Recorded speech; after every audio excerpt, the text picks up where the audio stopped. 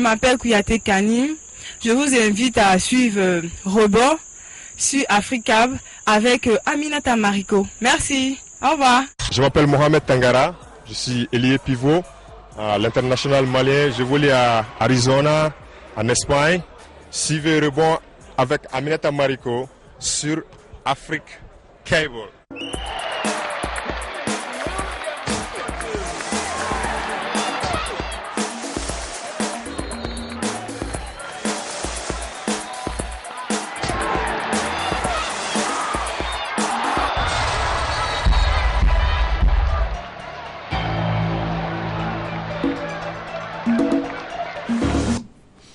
L'intégration à travers le sport, ça continue sur Africable Télévision, la première chaîne panafricaine. Salut chers téléspectateurs, chers sportifs, bonsoir et bienvenue dans Rebond, le bimensuel du basketball.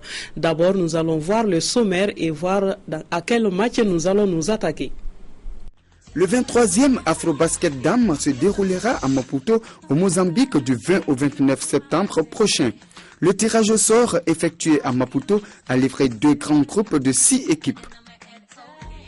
Comment se porte le basketball au Gabon? Le président de la Ligue de l'Estuaire fait l'état des lieux dans cette émission. Et sur ce plateau, Rebond numéro 54 reçoit pour vous Mohamed Salia Maïga, entraîneur et spécialiste du basketball féminin.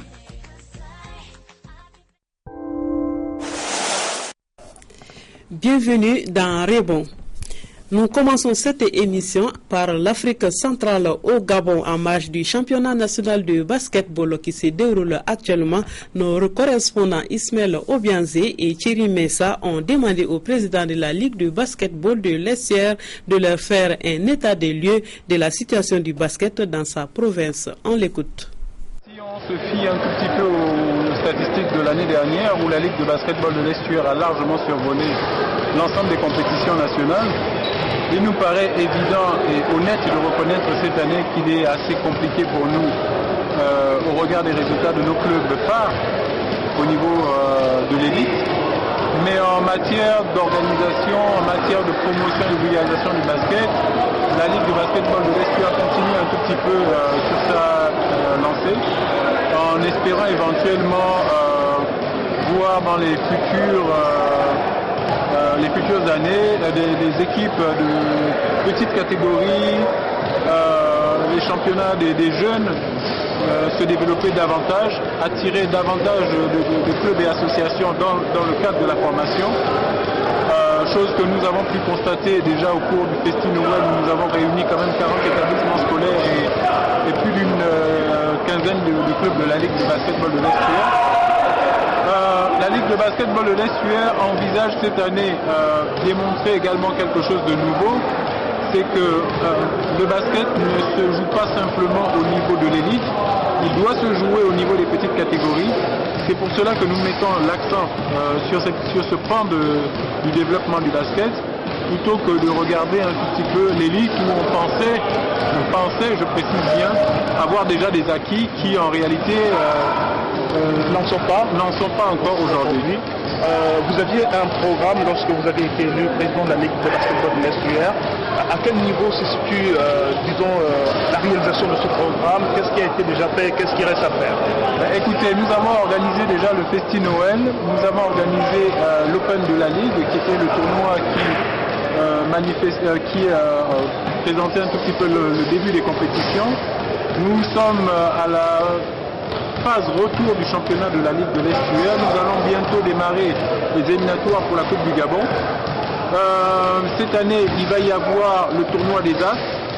Ensuite, au mois de juillet, nous aurons la chance d'avoir Émilie Gomis, basketteuse française internationale, donc de l'équipe A de France, qui sera ici accompagnée de notre compatriote Géraldine Robert, MVP du championnat français.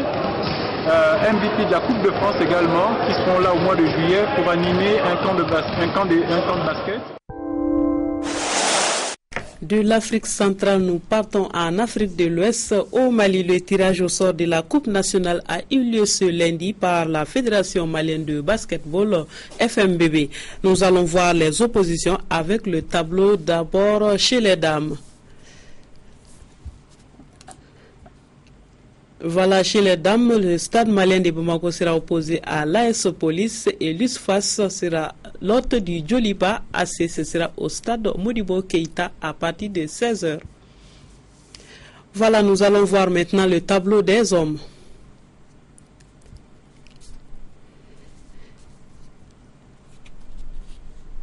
Chez les hommes, c'est l'AS Police qui sera l'hôte de l'USFAS. Le stade malien de Bamako, champion en titre, recevra l'AS Real toujours au stade Modibo Keïta dans la salle.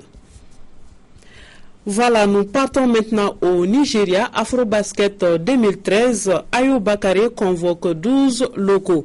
12 joueurs locaux ont été sélectionnés par le coach Ayo Bakare qui a été reconduit dans ses fonctions de coach principal. Ce camp d'entraînement a été organisé du 26 au 30 mai dernier par la Fédération nigériane de basketball en vue de préparer l'Afrobasket 2013. Ayo Bakare sera assisté par un quatuor de coach parmi eux Sani Ahmed, Ayila Johnson, Hall of Fame de la FIBA Afrique, Ogou Odundu et Abdulrahman Mohamed, tous désignés par la fédération. Nous quittons le continent. En France, Pro A à Nanterre est à 2 victoires contre 0 pour Strasbourg. Et vous savez qu'en matière de play-off, l'équipe qui totalise 3 victoires consécutives est champion. Ils ne sont plus qu'à une victoire du paradis. Les joueurs de Nanterre mènent 2-1 en finale de Pro A après avoir enlevé le match 3 face à Strasbourg 70-60. Pour l'occasion, le mur vert a investi Coubertin car le Palais des Sports nanterrois n'est pas homologué pour cette finale. La première période est cadenassée à ce jeu de défense. Strasbourg domine, plus 9 dans le deuxième quart-temps grâce à l'adresse de Ricardo Greer mais aussi à la présence dans la raquette d'Alexia Ginsa. Céline Dumerc et les joueuses de l'équipe de France féminine vont ensuite assister à une démonstration des Franciliens menés par un Jérémy Enzoli entré en fusion.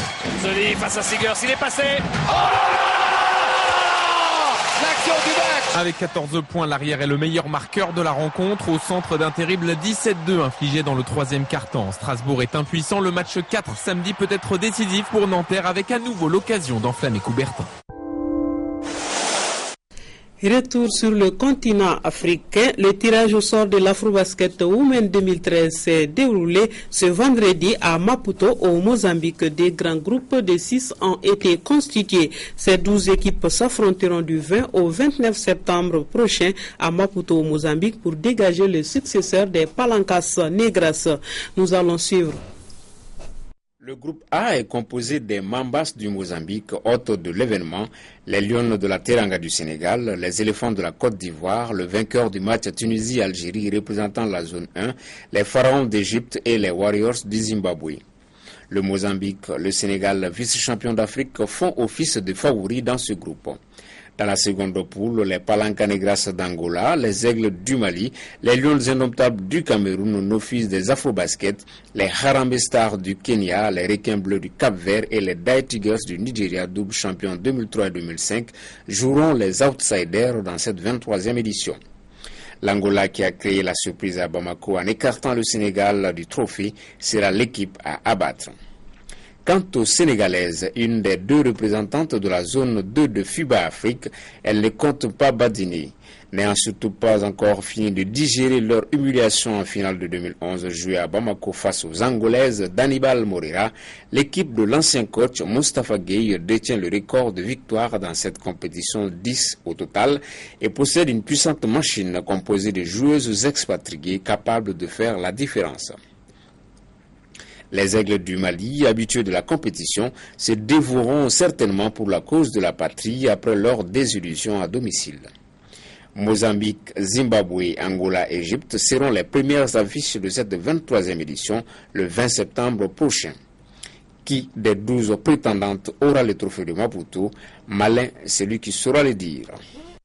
Malin, celui qui sera le dire. Voilà, c'était le commentaire signé Sekou Tangara. Nous allons maintenant suivre le tableau et le calendrier de cette compétition.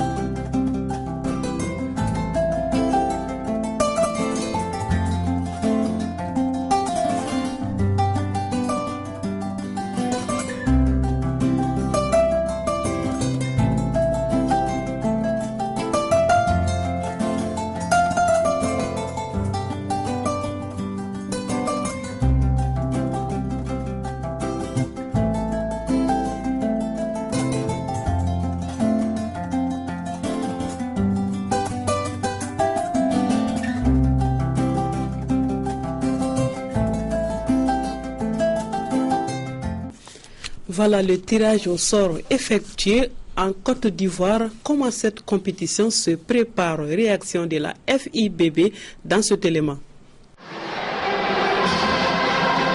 Les 12 pays qui participent à la 23e édition de l'Afrobasket Dames 2013 à Maputo, la capitale mozambicaine, du 20 au 29 septembre prochain, connaissent depuis ce week-end leurs adversaires.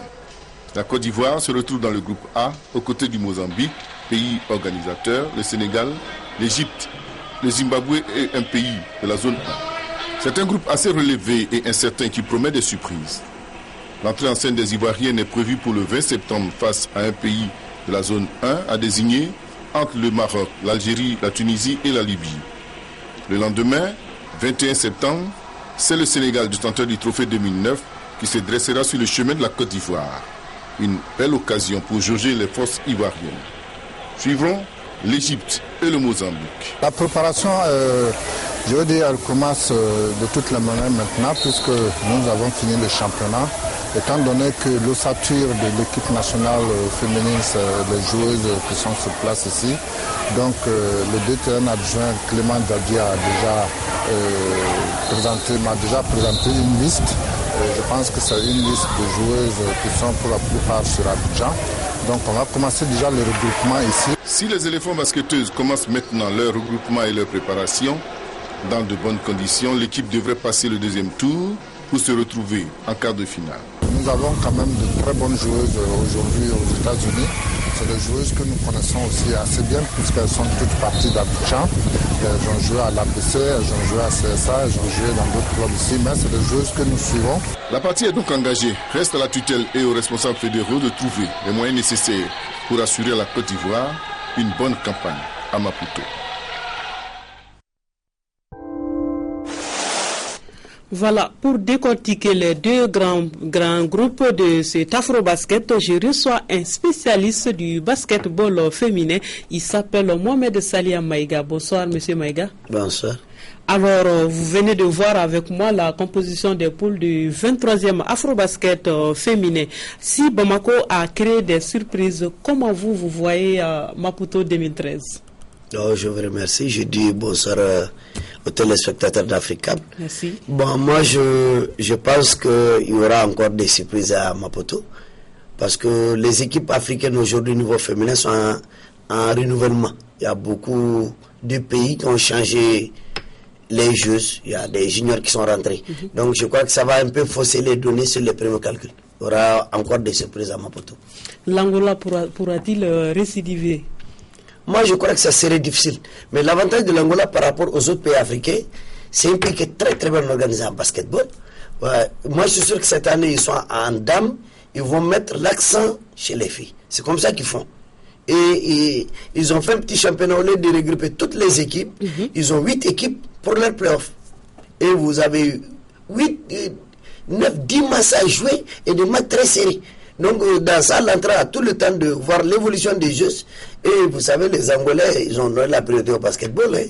Donc, je crois que cet avantage, les gars, ils vont tout faire. Et surtout qu'ils sont à côté, c'est au Mozambique, ils ne seront pas tellement dépaysés. Je crois que ça va poser des problèmes encore avec Ils se connaissent apparemment. Ah oui, mais c'est les mêmes pays. Bon, après, c'est la même culture des autres. Mais Bamako 2011, l'Angola n'était pas du tout attendu, monsieur Maïga. Mais pour ceux qui ne savaient pas, moi, j'ai joué l'Angola aux Jeux africains de Maputo. D'accord. Je savais que l'Angola, je l'avais dit, dans les procès, ceux qui ont suivi les procès dans les journaux, j'avais dit dans un journal que l'Angola pouvait venir en finale. Ils ont préparé la Coupe d'Afrique à l'intérieur des Jeux africains. C'est leur équipe des Jeux africains qui est venue à la Coupe d'Afrique. Donc, ils étaient vraiment préparés pour jouer. Bon, comme le Mali et le Sénégal n'étaient pas au top, ils ont profité de l'occasion. Justement, le Mali, votre pays, fait partie de ces 12 qualifiés. Alors, quelles sont les chances des Aigles? Bon, je crois que le Mali est à sa chance, mais personnellement, de mon point de vue, je crois que le Mali devrait revoir un peu les choses. Parce que nous sommes montés de 2007 jusqu'à maintenant, on est parti au haut niveau. Maintenant, l'équipe qu'on a, les Habsatou, leur génération ont quitté. Donc, il y a un petit vide qui va venir. Il faut qu'on nous donne le temps sur 2 ans. Le Mali n'a donc pas d'équipe? Non, le Mali a une équipe. Okay. Mais le Mali a une équipe de jeunes. Je crois qu'il faut limiter l'objectif du Mali. Cette année, normalement, on doit dire à l'équipe malienne, chercher la 3e ou la 4e place, ou même la 5e place. Maintenant, dans 2 ans, il faut qu'on soit en finale. Parce que nous remonter avec des jeunes. Et je crois qu'au niveau professionnel, nous n'avons pas beaucoup aujourd'hui de filles en dehors de Meya ou de Nassara que je connais. Qu'est-ce qui s'est passé donc, M. Maïga? Parce que depuis longtemps, le Mali continue la formation à la base. La relève devait être là, non? Bon, il y a la relève. Bon, au niveau de... Le problème, ce n'est pas la relève. Je crois qu'il y a un problème de connexion. Parce qu'il faut avoir une relève, mais il faut savoir préparer cette relève. On a beaucoup exploité les joueuses qui sont à l'extérieur. Maintenant, ces joueuses, est-ce qu'on a toutes ces joueuses-là à l'extérieur aujourd'hui? C'est ça le problème du Mali. Donc aujourd'hui, le Mali doit se rebattre sur l'intérieur pour préparer son équipe nationale. Alors, vous avez vu les 2 grands groupes. Dans le groupe A, qui est qui peut être favori dans ces groupes? Moi, je dirais d'emblée le Mozambique. Le Mozambique va tenter d'aller et le Sénégal, qui est habitué à cette compétition. Maintenant, il y a des saudeurs comme la Côte d'Ivoire et l'Égypte. L'Égypte surtout, parce que l'Égypte a préparé les juniors. Je crois que l'Égypte aura son mot à dire pour une des places en quart de finale. Et dans le groupe B? Bon, le groupe B, je crois que moi je passerai pour le Mali. Le Mali peut aller en quart de finale. Parce que le Mali aurait dû... Vous êtes confiant? Bon, je sais, parce que les équipes qui sont là-dedans, on a l'habitude de les jouer. Nous, on a l'habitude de jouer l'Angola. Les champions en titre. Oui, on a l'habitude de... Je crois que l'Angola, même battre le Mali, c'était ici. Sinon, moi, j'ai coché le Mali au niveau des seniors. L'Angola ne nous a jamais battu. Bon, il y a l'autre adversaire, c'est le Nigeria. Bon, le Nigeria, si on arrive à jouer de même niveau que le Nigeria, le gros saoudien qui est là-dedans, c'est le Cameroun. Parce que le Cameroun a utilisé les universitaires au niveau des États-Unis. Je crois que c'est ce qui fait la surprise en Afrique. Le Cameroun a beaucoup recherché les jeunes Camerounais qui sont dans les universités américaines. Et là, ça va tourner entre ces 3 équipes, je pense bien. Ok. Si vous étiez entraîneur du Mali, quelles seront les mesures que vous allez prendre dans cette poule? Bon, je crois qu'il faut chercher à se qualifier. Il faut être parmi les 4 qui vont en quart de finale. Maintenant, à partir des quarts de finale, préparer chaque match.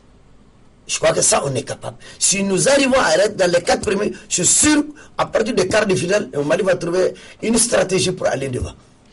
Qu'est-ce qui peut faire la différence à Maputo cette année? Bon, je crois qu'il y a l'expérience qui va beaucoup payer.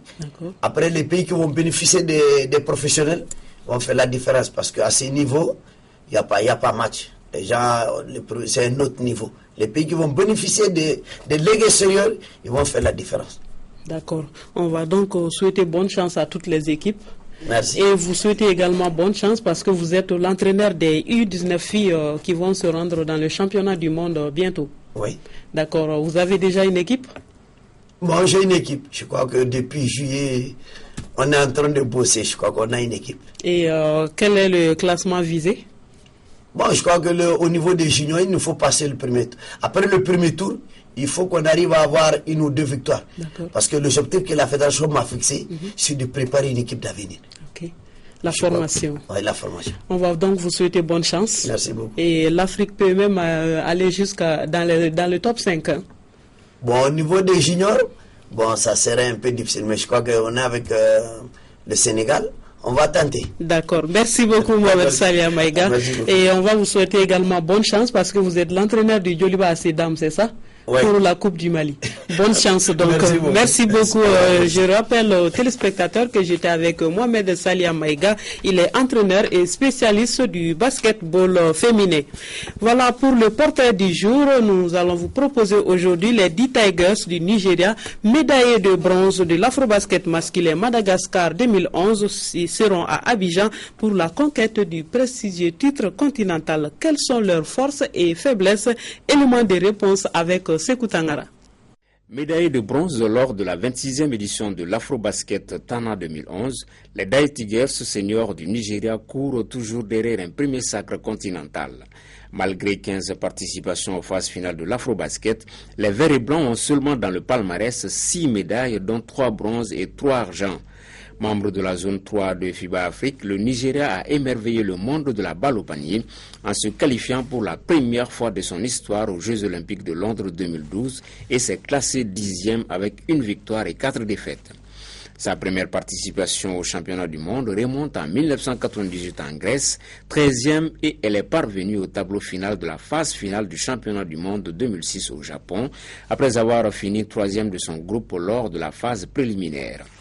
Elle a été éliminée en 8e de finale par l'Allemagne 78-77. 21e nation de basketball, le Nigeria a réussi à classer les Dai Tigers au 17e rang mondial et 2e africain au classement FIBA de 2012. Les Dai Tigers font partie des 16 équipes qui vont se neutraliser à Abidjan du 20 au 31 août prochain pour une première médaille d'or dans le pays. Les Nigériens partagent la poule D avec les Lions indomptables du Cameroun, les Fauves du Congo et les Aigles du Mali. Les ambitions des Super Eagles seront énormes à Abidjan. Les activités au titre de la saison 2013-2014 n'ont pas encore commencé. Et je pense qu'à partir de mai, nous allons entamer notre préparation pour l'Afro-Basket. La fédération est en pourparlers avec les joueurs.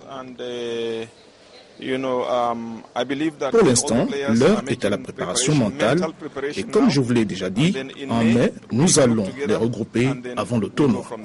Évoluant désormais dans le championnat chinois au Xinjiang Flying Tigers, Aik Diogu, une des stars de l'équipe, mettra en avant toute son expérience de plus de 10 ans en NBA pour inscrire le maximum de points.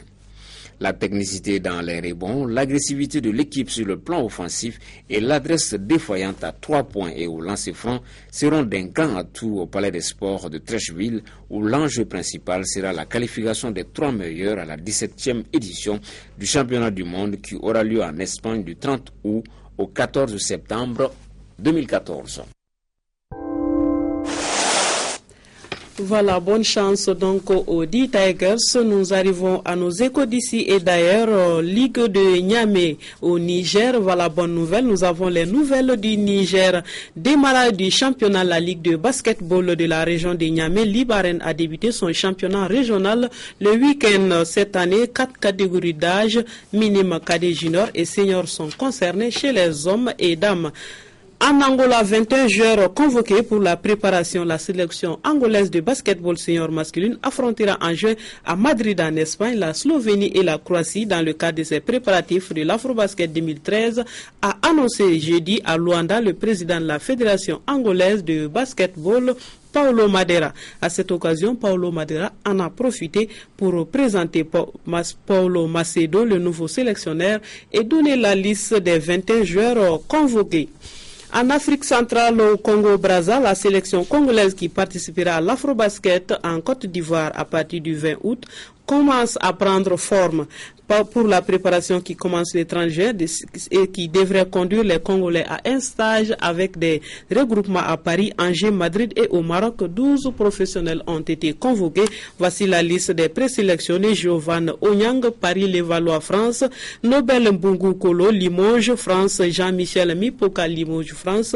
Jean-Félix Moupegou, King Père France, Camille Eleka, Lorient France, Loïc Akono Lille en France, voilà tous des Français, Chris Morland Blois, France, Rudy Okimbo, le Portel, ça c'est en France également, Passeli Morland, Asvel France, chez Amarassi, Igor Ibaka, APB de Badajoz, Espagne, Carlance Jouet, Berck France, Karl Nyamamou Koko, étudiante, Madrid, Espagne. La sélection sera conduite par Ludovic Pouvoir et Stéphane Pavi.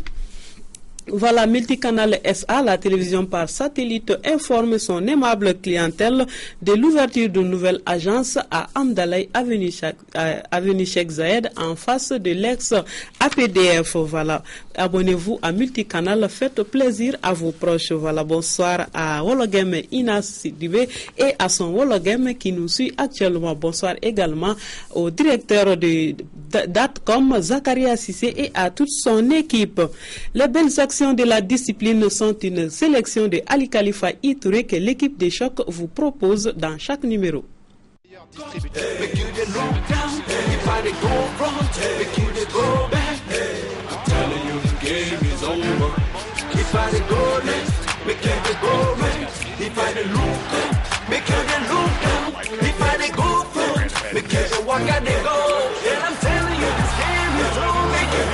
and leave, back up and leave.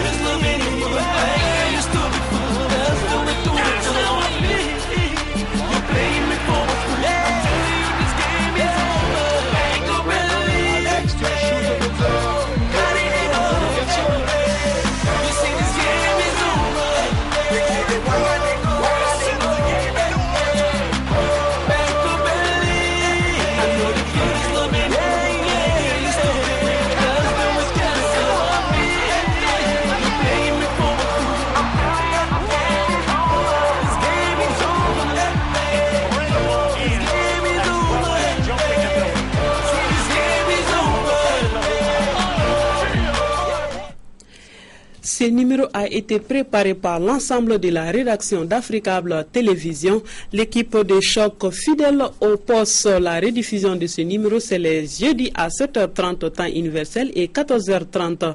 L'équipe de Choc est tenue ce soir par Mohamed Keïta à la réalisation, Adrat Traoré au niveau du script, Mafa Doumbia Brahma Soumano. Post-production Ali Khalifa Touré Dama S. Doumbia, à l'antenne Arnaud Kofi Iobu. Suivez-nous sur www.africabletelevision.com. Les bonnes choses se passent ici. Salut.